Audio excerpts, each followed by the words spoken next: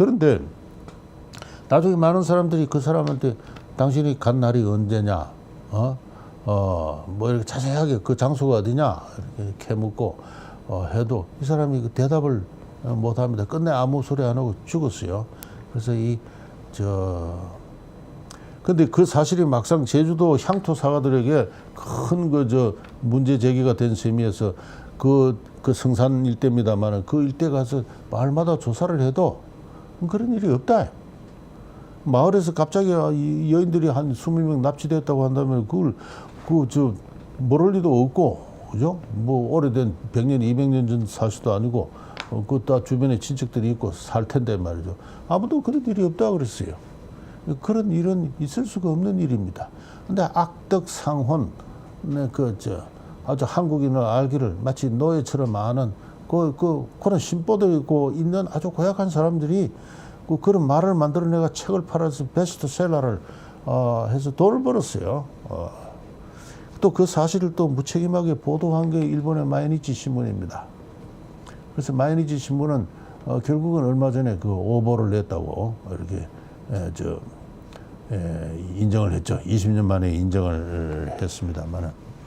그러나 한번 이렇게 오보가 되어가지고 이렇게 특히 그 피해자인 그 한국인들의 입장에서는 그게 사실인 것처럼 믿게 되고요. 한국의 주요 언론들도 이 제주도 향토 사고나 제주 일부까지 나서가지고 그 사실이 아니다라고 밝혔는데도 지금까지도 그걸 계속 신문에다 쓰고 있어요. 쓰고 있습니다. 그래서 이게 성질이 좋지 못한 사람들이 만들어낸 이야기다 하는 것입니다. 그런데 일단 한번 이런 이야기가 일본에서 만들어지고 나니까 한국에서는 이것이 걷잡을 수 없이 그냥 사실로 확산되어 가고 영화로 나오고 소설로 나오고 그렇게 했습니다. 그래서 그런 것은 이제 좀 자제할 필요가 있다. 저는 이 조선일보 같은 주요 신문조차도 이미 거짓말이라고 판명된 지가 상당히 오래된, 이미 당시에 제주도 역사가들이나 언론에서는 그 사실이 아니라고 했는데 그 사실을 지금까지도 제가 볼 때 작년인가도 아마 조선일보에서 그걸 사설했은가 칼럼에서 어느 기자가 언급하는 걸 봤습니다만은 좀 신중할 필요가 있다 하는 그런 뜻입니다. 그런데 이렇게 다양하게 이렇게 연행 방식이 나오는 것은 이 구술입니다. 구술. 끌려간 여자애들의 입장에서는 그 세월이 벌써 50년, 60년 지난 그런 상황에서는 그 기억이라는 것이 생애를 살면서 만들어진 기억입니다. 이 윤명수 씨 책에도 그런 지적이 잘 나온다. 그래서 이 위안소 출신의 그 여자들과 이 인터뷰를 하면은 구술을 받으면 받을 때마다 이야기가 자꾸 달라지고, 그리고 구술을 받는 사람들도 자꾸 구술의 내용에 간섭을 합니다. 뭘 듣고 싶어 하는 게 있죠, 당연히. 그러니까 그걸 또 알고 또 구술을 하는 사람의 입장에서는 또 그 구술의 내용이 구술이 반복됨에 따라서 달라지는 그런 모습을 볼 수가 있습니다. 어느 여인은 자기를 팔아넘긴 부모에 대한 원망을 감추기 위해서 뭐 다른 이야기를 하는 거죠. 관헌이 끌고 갔다든가. 뭐 당시도 어린애가 또 뭐 제복을 입고 국민복 비슷하게 입고 있는 남자들은 다 헌병으로도 보일 수도 있고 뭐 그렇습니다. 그래서 이 구술 기록은 역사학에 있어서는 이 공식적인 어떤 그 증거 자료로서 채택하는 데는 대단히 신중을 합니다. 이 구술 사학이 성립한 건 1920년대 미국인데요. 미국 1864년에 해방된 그 흑인들, 그 엑스 슬레이브들을 대상으로 해서 그들의 생애사를 채취하는 구술이 1920년대부터 시작돼요. 근데 구술이 한 엑스 슬레이브에 대한 그 구술이 반복적으로 진행됨에 따라서 구술의 내용이 달라진다는 걸 그때부터 사람들은 알고 있습니다. 따라서 이 구술 자료는 그 상황을 어떻게 종합적으로 판단하는 하나의 참고 자료로서는 대단히 유익하지만은 직접적으로 인용하거나 그것을 거정으로 삼아서 뭐 판단을 하는 데는 대단히 신중할 필요가 있다는 걸 말씀드리고요. 하여튼 이 취업 사기, 협박, 폭력, 인신매매, 유괴 납치 이것은 거의 80~90% 이상은 제가 조금 전에 말씀드린 대로 부모의 그 취업 가문 이슬에 속아 넘어서 또는 뭐 알고도 또는 직접적으로 그 자식을 넘기는 그러한 취업 승낙 과정에서 그 대가로 전차금을 받는 그와 같은 그 행위의 결과다. 이런 것들은 여러 사료를 통해서 확인이 됩니다. 제가 보여드린 자료는 이 정부가 이 강제동원 진상규명위원회 활동을 통해서 이미 죽고 없어졌지만 그 친족에 의해서 그 위안부로 신고된 그 사람들에 관한 그 보고서입니다. 보고서인데 제가 개인 정보를 보호하기 위해서 다 이름은 다 지웠습니다. 지웠는데 취업 사기로 강제동원, 취업 사기로 강제되었다. 취업 사기로 필리핀으로 강제되었다. 50대 조선인 남자에서 강제되었다. 상당 부분은 유족들이 이렇게 증언을 하는 겁니다. 그래서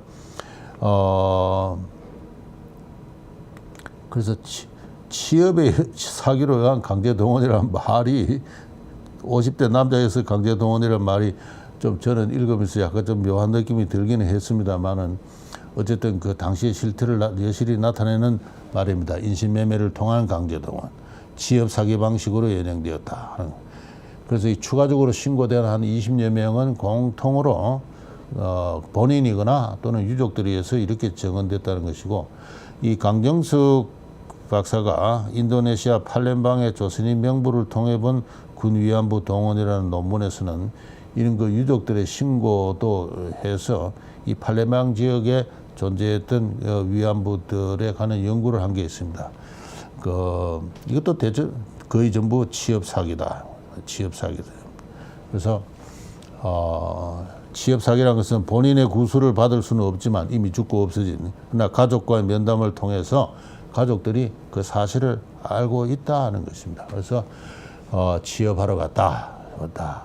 그러나 사기를 당한 것이죠. 돈 많이 번다, 좋은 곳에 간다, 뭐 노동이 편하다, 뭐 간호부다, 뭐 이런 식으로 가지고는 이제 이런 식으로 그 악덕 직무업자들한테 이제 걸려서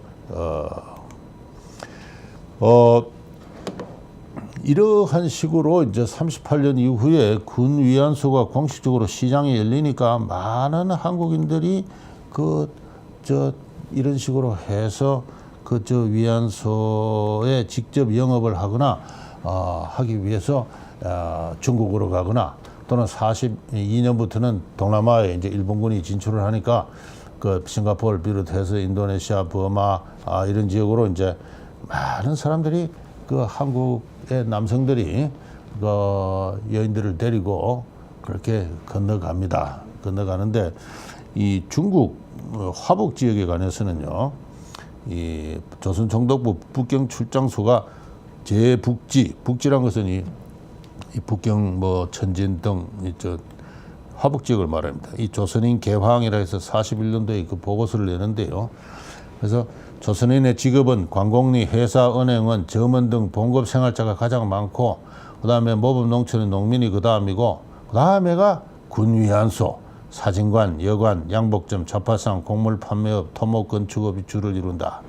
일본인에 비해서 훨씬 적은 자본으로 상당한 업적을 이루며 특히 덕이의 의학과 강인한 생활력으로서 군의 진격과 더불어 군을 뒤를 따라 또는 군보다 빨리 진출해서 군대가 필요로 하는 자파를 운반하고 혹 특수위안부의 일단을 이끌고 군의 위안소를 개업하고 혹 시계점, 사진점으로 군의 수요를 충족시키 등 거대 이익을 노리고 전선으로 진출한다 해서 대단히 그 활발한 어떤 조선인 남성들의 그 진출이 그 화북 지역에서 있었습니다. 화북 지역뿐만 아니라 화중 지역, 중국 남방 지역, 여기에 관해서 이 통계서가 이렇게 있습니다. 그래서 화북 재류 조선인 직업별 호구수를 보면은 총수 16,000호가 되는데요. 그 중에 이제 100호 이상의 직업을 제가 쭉 이렇게 나열한 겁니다. 여기 보면 군위안소가 11호, 군위안소를 경영하는 11호인데 아까 제가 읽어드린 것은 군위안소가 가장 번창한 업으로 가장 먼저 관공리, 월급 봉급 생활자를 제외하고는 그게 가장 많습니다. 그 이유는 뭐냐 하면은 이 군 위안소에 관계하는 각종 풍속 산업의 종사자를 다 모으면은 866호나 되어서 가장 많다. 그래서 이 봉급 생활자, 이 농업 다음에 식료품 작가공상, 은행, 회사원 뭐 이런 정도를 점원을 제외하고는 이 풍속 산업에 종사하는 이들이 가장 그 번창했다. 그래서 앞서 이야기한 대로 조금 전에 제가 보여드린 대로 이 특수위안 부녀자 일단을 이끌고 군 위안소를 하는 것이 이제 은행원, 봉급생활자 다음으로 농민 다음으로 군 위안소가 이렇게 첫 번째 거론될 만큼 이 성업을 이루었다 하는 것입니다.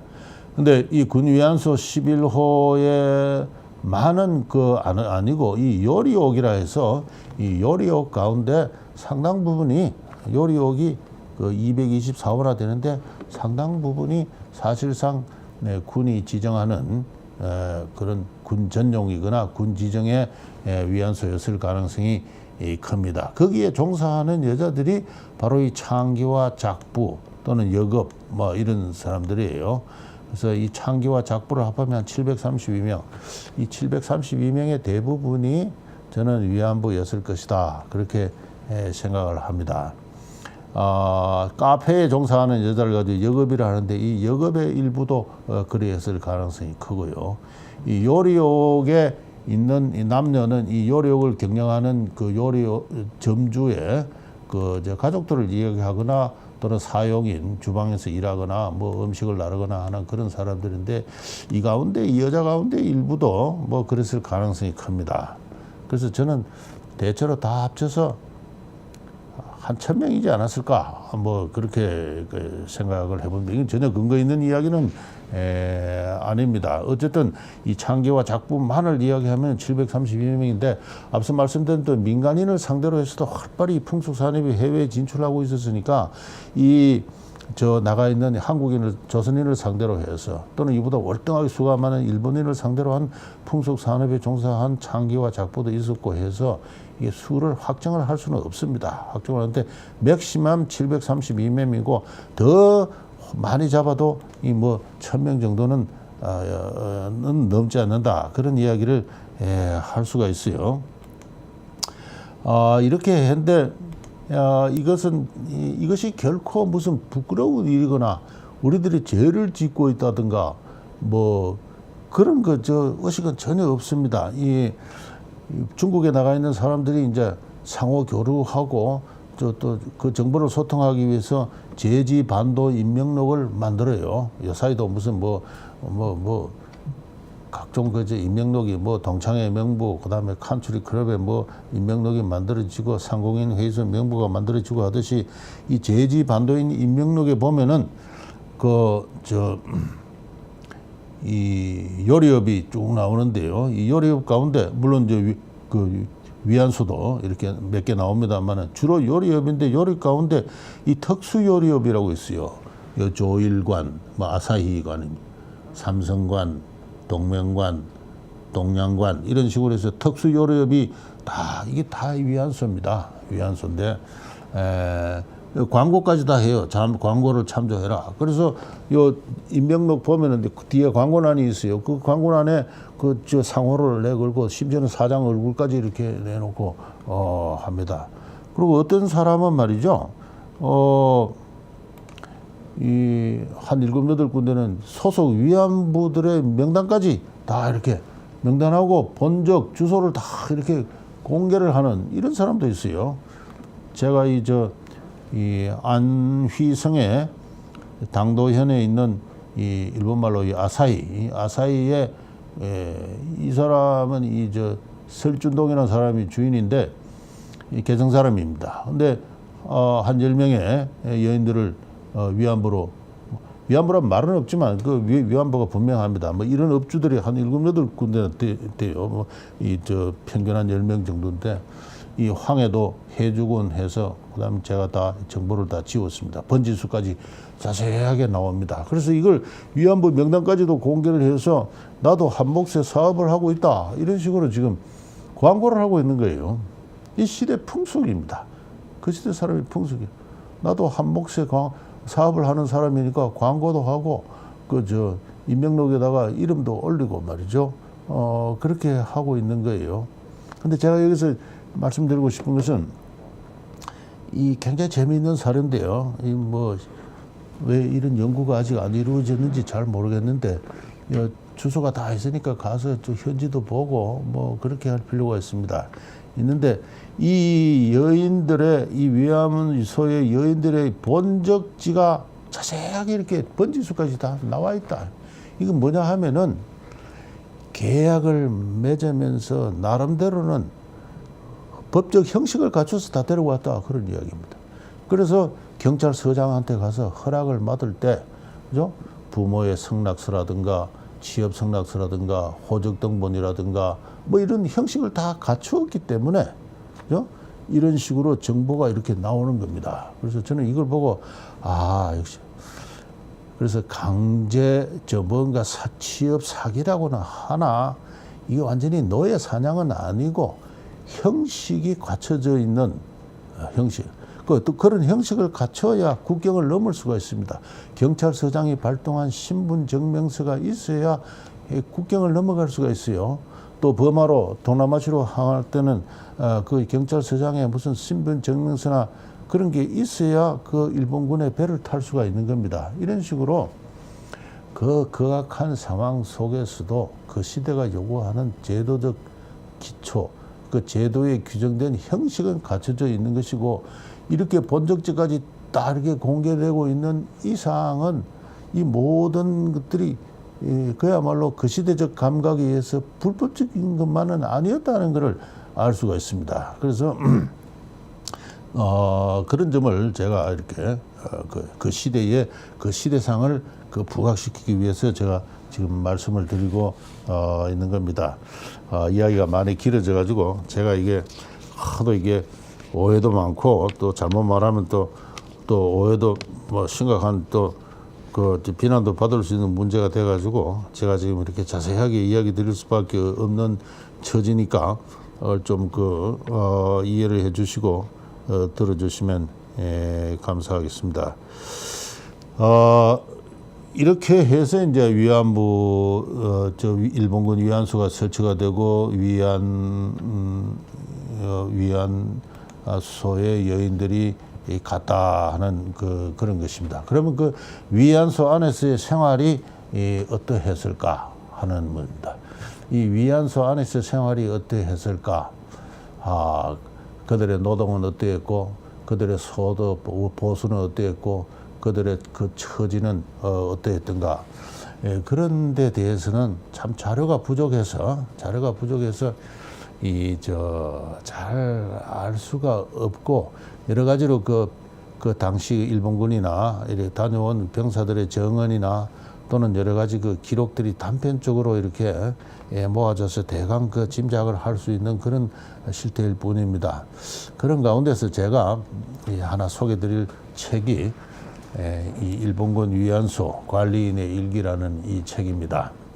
요거는 제가 아는 한 위안소를 경영한 사람이 남긴 일기로서는 거의 일본이고 한국이고 걸쳐서 유일합니다. 유일하고 일본에서는 그 경영한 사람이 나중에 구술을 해고를 한 책은 있지만은 그러나 당대 일기 당시의 일기로서는 이게 그 처음입니다.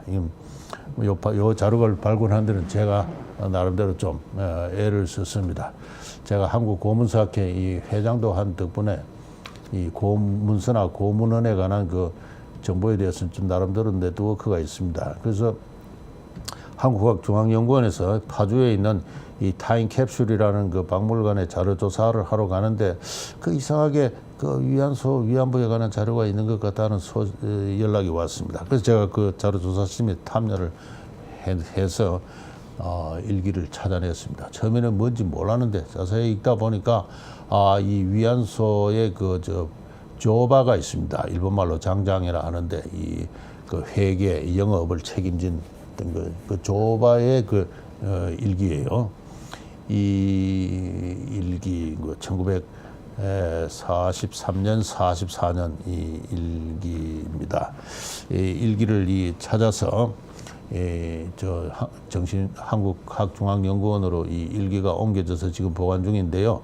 제가 그 중에서 이 사람이 일본군 위안소 관리인으로 활동한 2년어치 그 원본을 빌려가지고 저와 그 낙성대 경제연구소의 연구원들이 한 1년에 걸쳐서 그 국한문으로 쓰여인 그 일기를 현대어로 풀고 또 각종 주석을 달고 했습니다. 그 과정에는 저희 지도교수인 이 안병직 교수님이 참여를 하셔가지고 이 책은 안병직 교수님이 번역 해제로 이제 시중에서 출간이 됐는데요. 저도 뭐 쭉 흥미롭게 이렇게 쭉 참여를 했습니다. 그래서 이 책을 제가 우선 소개 드리고 싶은데요. 이 책의 저자는 이 박모 씨입니다. 제가 이름은 뭐 이야기하지 않겠는데 김해에 살고 있는 사람인데요. 1905년생이고 이 사람은 초등학교 당시 그 보통학교를 나왔습니다. 나온 다음에 이 김해에서 이 등기소를 그 경영을 했습니다. 그러니까 등기소가 아니고 뭐 복덕방입니까? 대서소라 합니까? 대서소를 경영을 해서 돈을 많이 버리는 사람 같아요. 당시 이미 자가용도 있고 그랬습니다. 그다음에 생활은 그렇게 품행이 방정하지는 않아서 본처와는 사실상 이혼 상태에 있고 김해에 소실이 하나 있었고 대구에 또 소실이 하나 있었습니다. 이 소실이 둘 다 여관업을 경영하고 있었어요. 그런데 일기를 가만히 읽어보면은 이 여관업이라는 게 사실상 이 매춘을 하는 것이고 그 자기 그 소실들이 여자들을 모집하러 마산으로 가기도 하고 대구에서는 어성으로 가기도 하고 그렇습니다. 그래서 그런 그 상태에 있는데 41년이 되면은 전시 통제 경제가 시작되어 가지고 대서업을 폐업할 수밖에 없는 상황입니다. 이런 상황에서 또 저 김해에 있는 소실하고는 헤어지고 대구 소실이 경영하는 여관업에 와서 이제 이렇게 머물게 되는데 그때 그 여관업에 왔다 갔다 하는 사람들 가운데 이 저 경상도 일대에서 이 여인들을 모아가지고 만주로 활발하게 보내는 그러한 저 일종의 직무업자들이 여관을 많이 떠나드는 걸 볼 수가 있어요. 야, 지금 거창에서 처녀를 한 8명 모아서 가야 되는데 급하게 전차금이 좀 필요하다. 돈 좀 빌려달라 해서 4,000원을 당시로서는 거금인데 그 빌려줬다가 사기를 당했어요. 그래서 그 사기꾼을 잡으러 또 만주까지 올라가서 잡아서 내려오다가 또 사기꾼이 탈출하기도 하고 그야말로 한 시대 활극을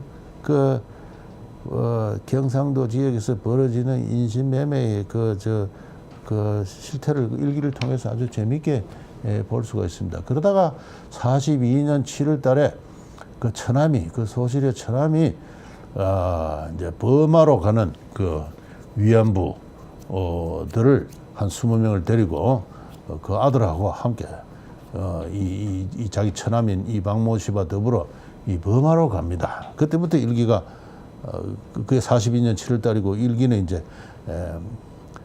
그 42년 일기는 없어요. 매우 유감스럽게도 그 43년도부터 이제 그 일기가 그 위안소 생활에 관한 일기가 자세히 나오는데요. 제가 이거를 쭉 읽고 나름대로 초유의 자료고 한데 이 안에 나오는 사실이 뭐 특별히 새롭거나 뭐 몰랐던 걸 새롭게 알게 됐다 기존의 연구자들이 그런 건 없습니다. 그러나 이게 종합적인 분위기가 있어요. 그런 면에서는 이 자료는 굉장히 귀중한 사료적 가치를 갖는 것이다 하는 것을 알 수가 있습니다.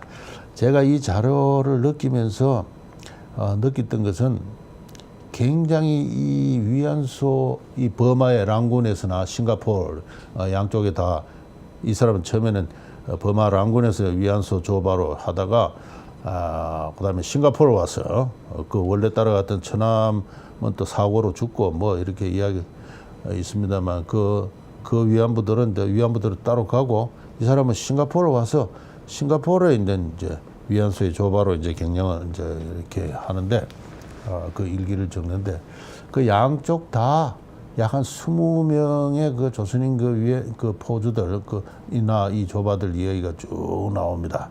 그래서 약 한 700명이 건너갔다고 지금 알려져 있는데 그 중에 절반 이상이 이 일기에 나오는 이 위안소 업주들에 소속된 여자들이라는 것을 알 수가 있어요. 그래서 그 전체적인 그 분위기를 파악하는데 좋은 아주 유익한 자료입니다. 제가 전체적 분위기 가운데는 군의 통제가 대단히 엄격했다는 겁니다. 사실상 군이 경영을 하는 것이에요. 기존의 연구자들이 다 그렇게. 이 업주나 이 포주나 또는 이 조반은 그야말로 중간 관리인입니다. 여인들에게 식사를 제공을 하고 아침마다 가서 장을 봐요. 저 시장에 가서 뭐 사고. 그래서 이제 여러 가지 이제 식사를 제공하니까 수고비를 받을 거 아니에요. 그 규정에 의해서 그 중간 관리인은 얼마 받아라 다 그렇게 돼 있을 겁니다. 그리고 부대에 더 열심히 들어가 가지고 그 병사들이 그 이용할 때 반드시 그 요새 말로 콘돔을 착용하게 되어 있습니다. 콘돔을 받아와야 되고, 그 다음에는 그 여인들의 그 영업 상황을 세밀하게 일일 보고하게 되어 있습니다. 또 월말이 되면 월 보고를 해야 되고, 위안부 별로 그렇게 보고를 하도록 다 되어 있습니다. 그래서 사실상 군이 경영을 했다. 위안소는 그야 업주나 조반은 그냥 대리인에 불과했다. 그렇게 그걸 알 수가 있습니다. 그래서 저 자료들 이미 그 잘 연구자들이 밝혀낸 그 자료들을 보면요, 위안소가 대단히 엄격하게 군의 병참부에 의해서 관리가 되었다. 그죠? 그래서 이 유명한 그 잘 알려진 만달레이 위안소 규칙이라고 있는데요. 그래서 위안소에 출입하는 하사관 병사는 반드시 계급장을 붙인 신분이 명확해야 되고, 위안소 주의사항을 엄수해야 되고, 군기 풍기를 단속하는 그 순찰 장교나 하사관이 있고, 그리고 위안소의 영업자나 위안부로부터 설령 부당한 취급을 대우를 받더라도 어떠한 경우라도 구타나 폭행은 소형은 있어서는 안 되고, 그리고 위안소 경영자는 각 위안부가 있는 객실에 보기 쉬운 곳에 나무 표찰로 위안부의 예명과 그리고 위생 상태가 합격임을 게시를 해야 되고, 경영자는 그달의 매상고를 매월 그 일정한 양식에 따라서 보고를 해야 되고, 그리고 군이 필요한 물자는 또 여러 가지 기타 필수품은 또 매월 또 이렇게 지급을 해야 되고, 또 위안부는 신체 검사를 받아야 됩니다. 뭐 이런 이야기. 그리고 위안소 그 요금이 이렇게 딱 정해져 있고요. 그 다음에는 이렇게 위안소 매상고 실적 해가지고 이렇게 몇 명이 왔다, 장교가 왔다, 하사관이 왔다, 병사가 왔다, 일일이 다 매상고를 적게 돼 있고, 위안부 이름까지 다 적게 돼 있습니다. 이 박모 씨가 경영한 곳에서는 위안부별로 그 매상고를 다 이렇게 적게 돼 있는 그런 것을 볼 수가 있습니다. 그래서 제가 이걸 보고 대단히 군이 사실상 직영하는 엄격한 공령이었다 하는 거예요. 근데 제가 그때까지만 하더라도 공창제에 대해서 잘 알지를 못했습니다. 근데 아까 제가 쭉 소개드렸지 않습니까? 그 일본이고 조선에서 시행된 그 공창제도가 그대로 그 모습 그대로 군 부대 안이나 그 가까운 곳으로 병사를 위해서 이전되어 있는 그러한 상황입니다. 그래서 아까 제가 이 공창제도가 갖는 그 양면성, 한편으로는 윤리적인 비난이 있은 것 동시에 위생이 컨트롤되고 성병이 컨트롤되고, 또 여성들의 그 포주로부터의 폭력으로부터 그 약탈로부터 또 이렇게 견제되는 그런 측면은 이 위안소 내에도 있는 겁니다. 그래서 이 2년 동안 일기 가운데 위안소 안에서 폭력이 행사되는 어떠한 단 하나의 경우도 없고요. 이 박모 씨와 위안부의 관계는 아주 냉랭한 사업적인 관계 더 이상은 아닙니다. 이 박모 씨는 위안부들을 위해서 우선 그 영업 일지를 매 보고를 했고요. 또 무엇보다 놀라운 것은 위안부들이 폐업을 합니다. 폐업을 할 때는 폐업 그 영업 허가증을 갖고 군부대에 가서 폐업 신고를 합니다. 그러면 군에서는 그 폐업 허가를 해요. 폐업 허가를 합니다. 이 폐업 허가를 둘러싸고서는 여인들의 요청에 따라서 송금을 다 그 요코하마 점검은행이라고 해서 싱가포르나 랑군에 있는 그 일본 은행에 가서 또 송금을 하는 게 이 박모 씨의 주요 업무 일지입니다. 그래서 여인들은 고된 노동을 통해서 혹 있었던 그 전차금을 상환을 하고 실제로는 돈을 모아서 저금을 해서 본가에 송금을 하고, 그리고 그 업무를 박모 씨가 대수업까지 한 이 사람이 다 맡아서 하고, 그러면서 이 박모 씨 자신은 무려 이 버마나 싱가포르 생활에서 무려 44,000원의 돈을 법니다. 엄청나게 돈 벌. 당시 노동자들의 월 임금이 40원이었으니까요. 무려 1,000개월에, 그러니까 100년에 그렇죠. 44,000원을 40으로 나누면은 1000이죠.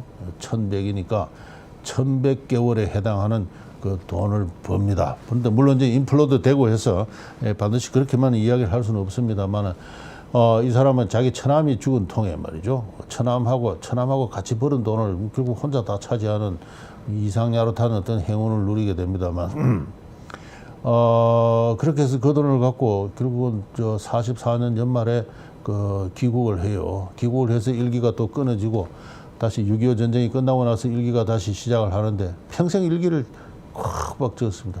어느 중학교 학원에 이사가 되어 있고 복숭아 과수원을 경영을 합니다. 그렇게 해서 그런데 제가 이것을 읽고 나중에 아까 말씀드린 대로 어떤 공창 기록을 이렇게 확인을 하고 하니까 이게 군 부대로 옮겨온 공창 제도구나. 이 말을 둘러싸고는 상당히 오해가 많이 있을 수가 있습니다만은, 그러나 이 사료를 보는 한 그렇게까지 그래서 여인들을 인신매매 취업 사기와 인신매매 형태로 끌고 와서, 그리고 일본군의 그 강력한 어떤 통제 하에서 사실상 공창제적인 어떤 운영을 했다는 것을 알 수가 있고요. 그러면서 또 공창제 나름의 그 어떤 특질이 있어가지고 여인들을 강금 폭력하거나 하는 그런 현상은 보이지 않고, 여인들은 의외의 법에 따라서 영업 허가를 받아야 했고, 이제 부모 성락서라든가 인감증명, 호적 등본 다 있어야 되는 것이죠. 그런 서류가 다 있었다고 봅니다. 그래서 성락을 받아서 한 다음에는 또 계약 기간이 만료가 되고 하니까 다 폐업 신고를 해서 다 돌아갑니다. 그래서 44년 그 해에 무려 한 20명 중에서 14명이 다 돌아갑니다. 돌아가고 나면 또 오는 사람들이 있어요. 개인적으로 이렇게 오는 사람이 있습니다. 그래서 여인을 한 울타리 안에 이렇게 감금하는 그런 것은 없었다. 그게 이 사료가 보여주는 다른 어느 사료도 나오지 않는 특질입니다. 그래서 저는 이게 싱가포르라서 그럴까 하고 이제 그런 유보를 하고 있었는데, 제가 이 강의를 위해서 뒤늦게 이 문옥주 씨, 버마 전선 일본군 위안부 이 문옥주라는 분의 이걸 읽었어요. 이걸 읽어보면서 깜짝 놀란 부분이 나와요. 이 문옥주라는 분이 참 버마에서 랑군의 위안소에 있다가 내 집에 돌아간다라고 이야기를 합니다. 집에 들어가서 폐병이 걸렸다라고 주장을 하면서 폐업 신고를 내니까 폐업 신고가 받아들여져요. 그래서 5명이나 되는 위안부가 그 랑군에서 여행 허가증을 받아서 이 베트남 하노이까지 이렇게 열차 여행을 해서 하노이에서 배를 타게 됩니다. 배를 타서 돌아올 그 순간에 이 문옥주 씨는 뭔가 불길한 느낌이 들고 해서 나 안 간다 해서 그냥 또 두 명은 예정대로 떠나고 나머지 3명하고 같이 다시 랑군으로 다시 돌아옵니다. 돌아와서 다시 또 취업 영업 허가를 받고 이렇게 해요. 그래서 이걸 봐서 이게 아주 총알이 대포알이 나르는 최전선이면 몰라도 어느 정도 후방에서는 여자들이 일정한 조건을 갖춰서 폐업 신고를 할 수가 있었구나. 폐업 신고를 하게 되면은 또 폐업 신고가 받아들여졌던 그런 것을 제가 알게 되었습니다. 그래서 더욱이 제가 아까 대자부 공창기 지체 규칙을 쭉 소개드렸는데 이 위안소의 여러 지체 관리하는 그 관계도 그거와 다를 바 없다는 걸 이렇게 말씀드립니다. 제가 이걸 쭉 말씀드리고 지금 시간이 많이 지려가지고 저도 지쳤는데 워낙 중요한 문제라 제가 이 듬성듬성 이야기했다가는 많은 오해를 받을 것을 자세하게 이야기를 드릴 수밖에 없으니까 한꺼번에 듣지 마시고 좀 나눠서 좀 이렇게 나름대로 또 경제사 하는 사람이 몇십 년 동안 이렇게 이렇게 얻어본 지식들이 지금 망라적으로 전달되고 있으니까 뭐 며칠이고 시간을 몇 회로 나눠서 그렇게 제 강의를 들어주시길 바랍니다.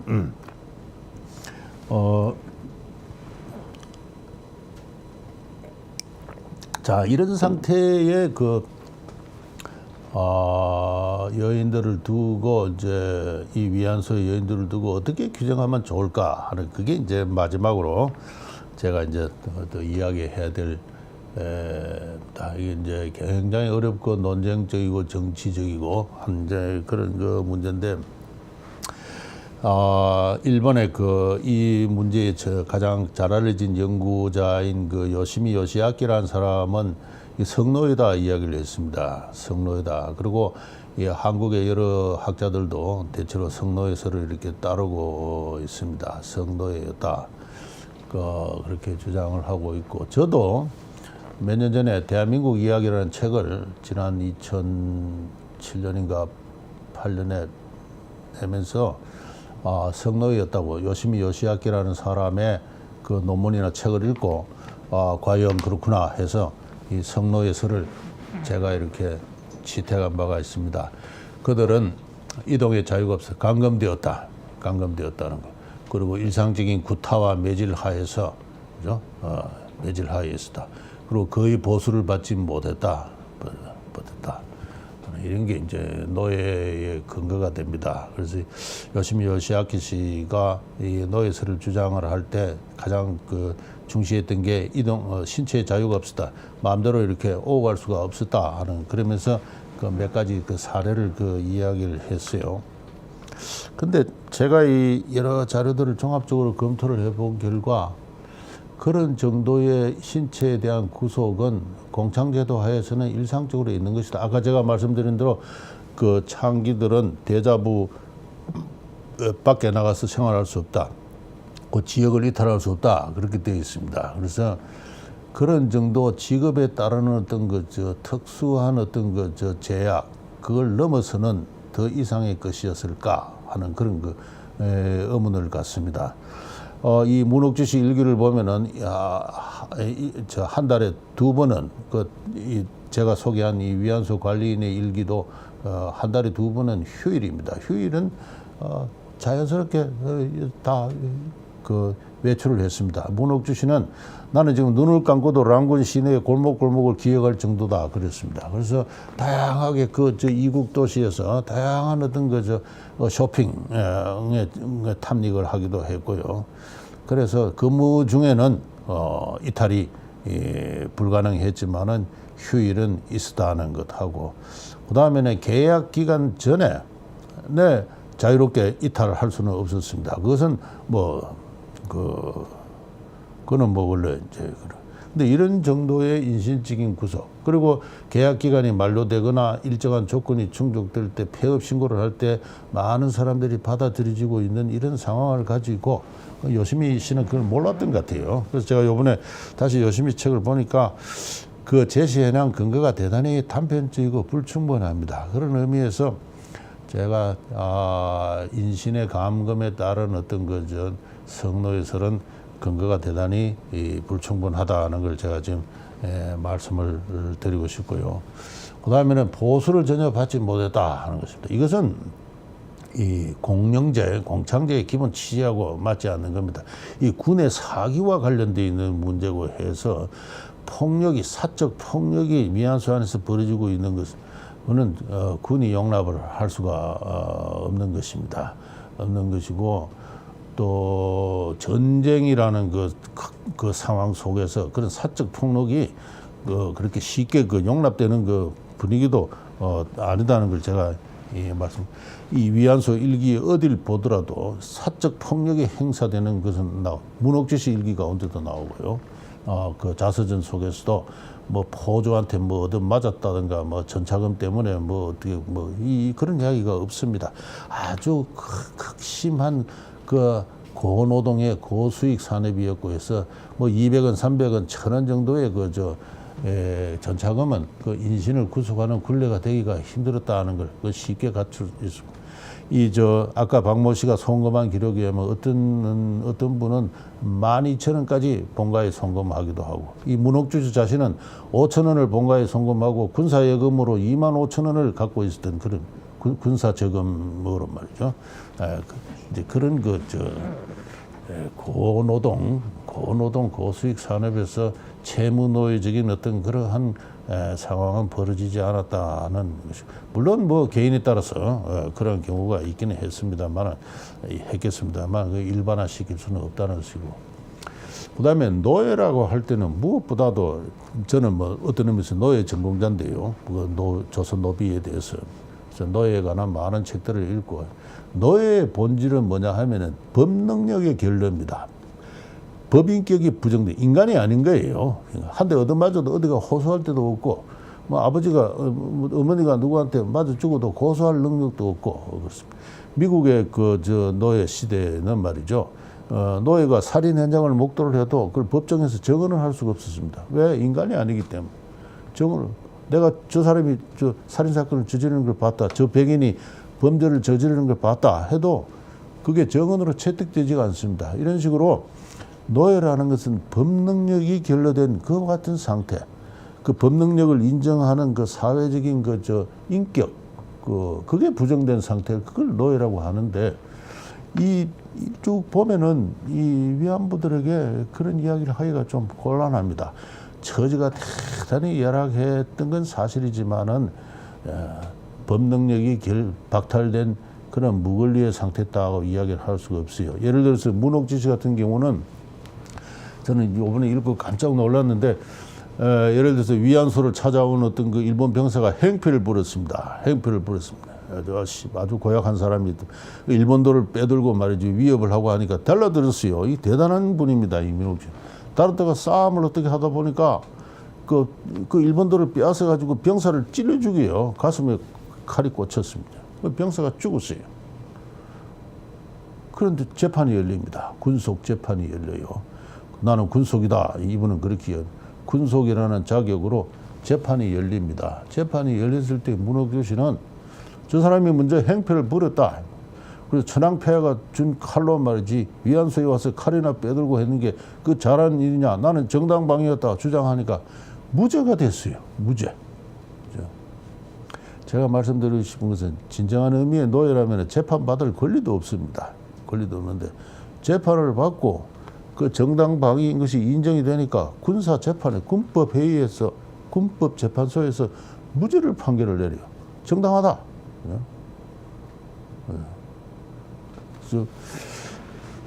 그래서 저는 그 성노예설에 대해서 여러 가지로 다시 한번 재검토해야 된다는 것입니다. 그래서 이 노예라는 말은 굉장히 잘못 오도된 상태로 쓰기가 쉽고요. 그래서 저는 조선시대의 노비제에 대해서도 미국인 학자들이 노예라고 이야기하는 것에 대해서 상당히 유보를 좀 해야 된다는 주장을 좀 많이 하고 있는 사람인데요.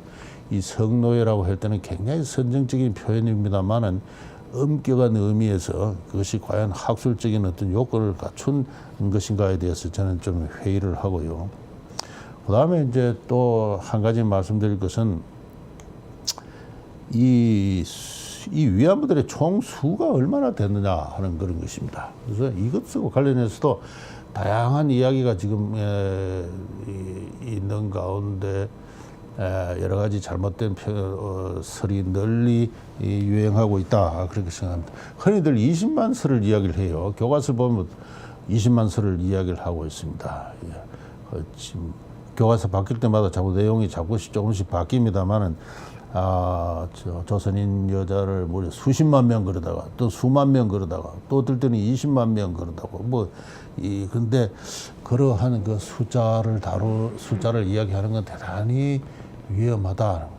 이 위안부 제도를 연구하는 학자들조차도 뭐 어떤 사람은 심하게 30만 명 이러기도, 좀 권위 있는 어떤 사람들도 20만 명 그러기도 하고, 뭐 적어도 수만 명 그러기도 하고 합니다. 근데 이 숫자를 다루는 데는 굉장히 조심을 해야 된다는 것을 제가 말씀을 드립니다. 그래서 이것은 숫자는 거짓말을 할 수가 없는 것이고, 나름대로 어떤 논리적인 일관성, 숫자만큼 정직한 것이 없죠. 그래서 이건 굉장히 신중하게 이야기를 해야 됩니다. 예를 들어서 조선인 위안부가 20만 명이라 그러면 일본군 위안부, 중국 위안부 다 합쳐서 말이죠. 그 수가 몇십만 명이 됩니다. 이 몇십만 명이 되는 게 일본군이 전부 250만 명인데 250만 명의 군대가 한 50만 명의 위안부를 데리고 있었다. 말이 안 되는 것이죠. 그래가지고 그 위안부들이 전부 굶어 죽습니다. 안 된다 이 말이죠. 그래서 이 엄격한 어떤 기준을 갖고 저는 해야 된다는 것이고, 그래서 제 나름대로 생각을 그냥 기탄 없이 말씀드려 보겠습니다. 아까 제가 이 화중 지역에 위안부가 지금 그 자체로 따지면 한 700명인데 많이 잡았어도 1000명을 넘지 않을 것이다. 이제 이런 이야기를 했습니다. 그런데 위안소에 일본군 소재지의 분포는 나와 있어요. 중국 북부에 100, 중지에 140, 남중국에 40, 남방 이 동남아에 100, 남해란 건 태평양 군도, 화태란 건 사할린.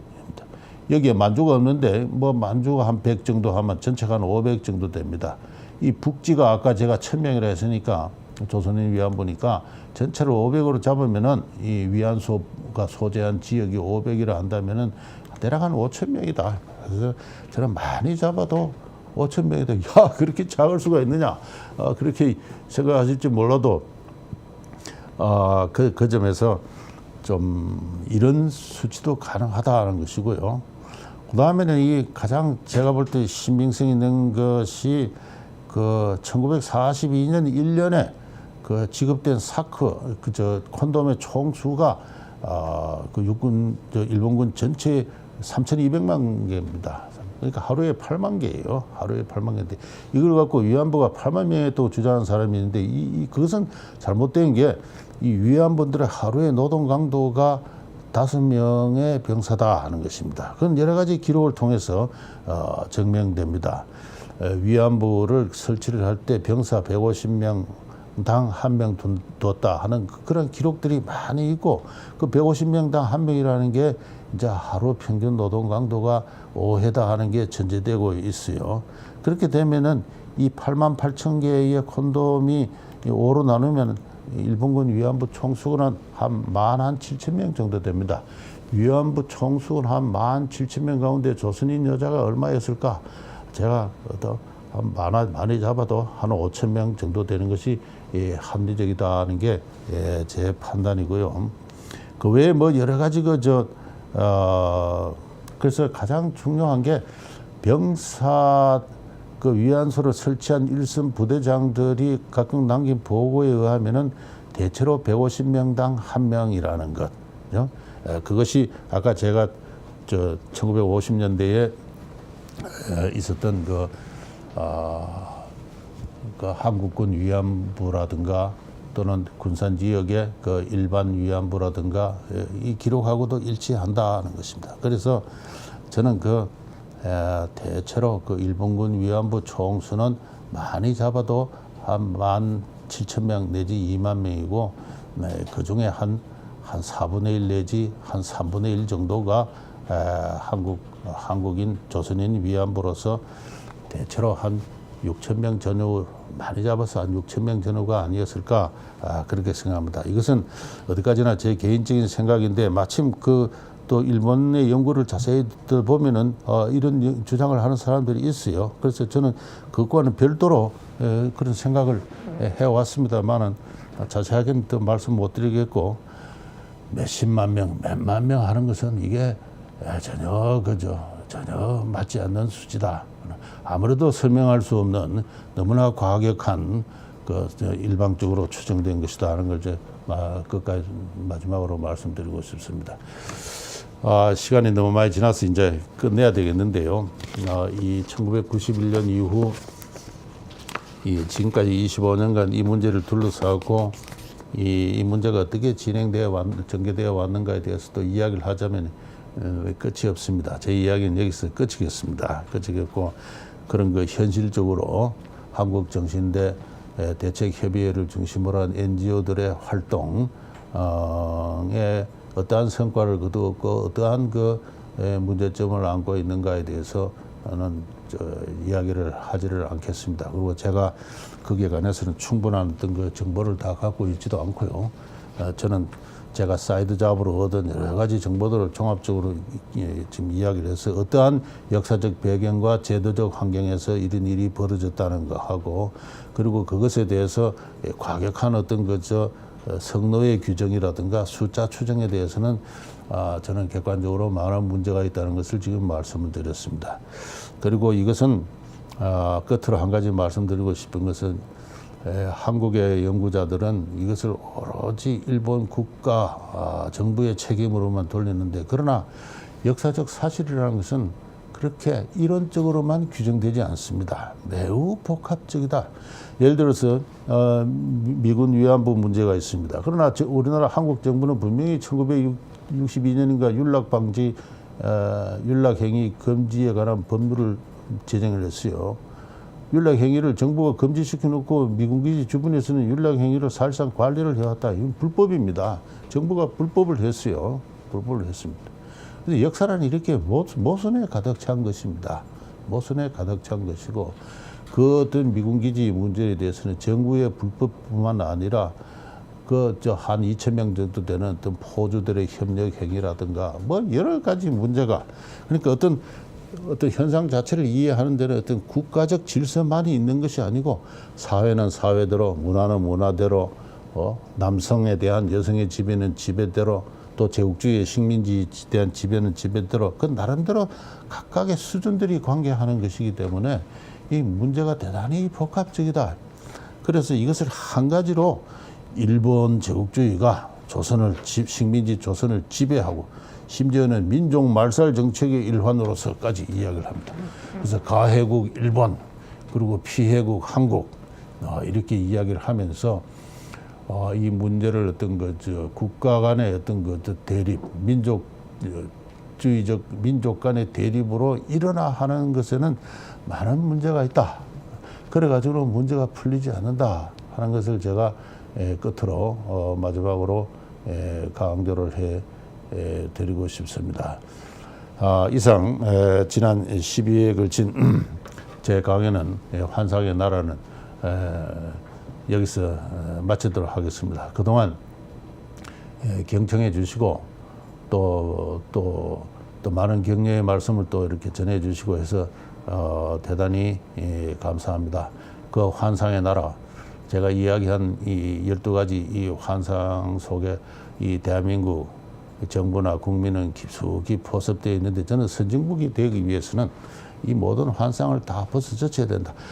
간단하게 정확하게 말해서 역사로부터 해방이 돼야 됩니다. 역사로부터 해방돼야 진실한 의미의 초인이 되는 겁니다. 근대인이 되는 겁니다.